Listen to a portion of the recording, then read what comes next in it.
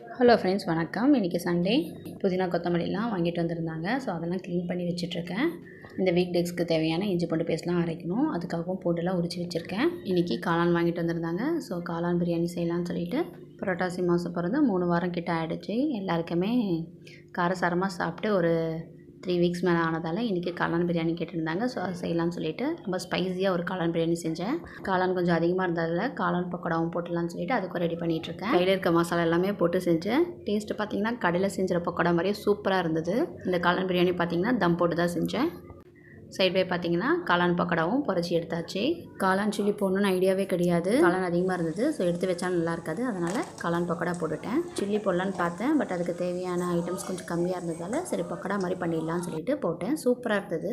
லஞ்சுக்கு பார்த்திங்கன்னா ரொம்ப ஸ்பைஸியான காளான் பிரியாணி கூடவே காளான் பக்கோடா கூடவே தயிர் பச்சடி ரெடி பண்ணியிருந்தேன். லஞ்ச் சாப்பிட்டு கொஞ்சம் க்ளீனிங் ஒர்க்கில் இருந்தது. அது பண்ண ஆரம்பிச்சிட்டேன். தேங்க்யூ.